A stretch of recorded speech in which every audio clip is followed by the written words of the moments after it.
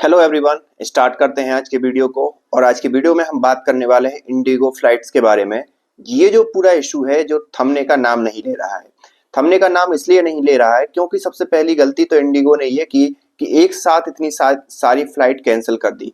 एक या दो फ्लाइट कैंसिल करती तो समझ में आता है, क्योंकि इतनी सारी फ्लाइट कैंसिल होने का परिणाम ये हुआ, किसी का एग्जाम था, किसी को दूसरे देश में जाना था, वो कई ऐसी समस्याएं थी, किसी की मेडिकल कंडीशंस थी, किसी को किसी शादी ब्याह में मिलने जाना था, कई ऐसे इंपॉर्टेंट काम थे जो लोगों के रुक गए। और जो एयरपोर्ट है वो एक बस स्टेशन या एक प्रकार से मुंबई की लोकल का एक स्टेशन बन के रह गया। वहां पे लोग इतने जमा हो गए, वहां पे अफरा तफरी इतनी मच गई, और एक प्रकार से ऐसा लग रहा था ये कोई फ्लाइट का एयरपोर्ट नहीं है, ये एक कोई लोकल रेलवे स्टेशन है, मुंबई का दादर कह लो या अंधेरी कह लो। तो इस प्रकार की हालात वहां पर बन गए थे।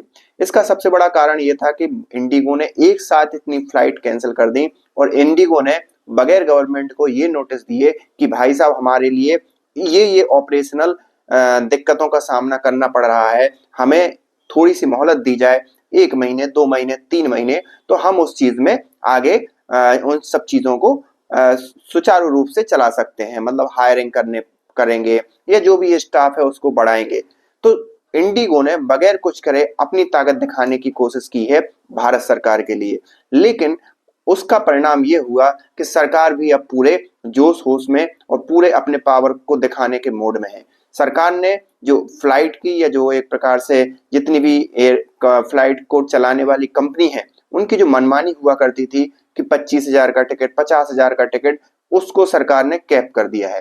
सरकार ने 3 रूट बनाए हैं, एक शॉर्ट रूट, एक मीडियम रूट, एक लॉन्ग रूट और एक वेरी लॉन्ग रूट। ऐसे टोटल 5 सेक्शन में पूरा जो फ्लाइट का किराया है उसको डिवाइड कर दिया है। अगर आप 500 से नीचे की 500 किलोमीटर से नीचे की कोई भी यात्रा कर रहे हो तो फ्लाइट मैक्स टू मैक्स आपसे 7,500 रुपए का टिकट ले सकती है, उससे ज्यादा नहीं ले सकती। अगर आप 500 से 1000 के बीच का कोई एक यात्रा कर रहे हो, 500 किलोमीटर से 1000 किलोमीटर के बीच की, तो आपसे फ्लाइट की जो कंपनियां हैं वो मैक्स टू मैक्स 12,000 रुपए ले सकती हैं, उससे ज्यादा नहीं ले सकती। अगर आप 1000 से 1500 किलोमीटर की जो यात्रा कर रहे हो या इतनी डिस्टेंस कवर कर रहे हो फ्लाइट से, तो फ्लाइट की जो कंपनियां हैं वो आपसे 15,000 ही चार्ज कर सकती हैं।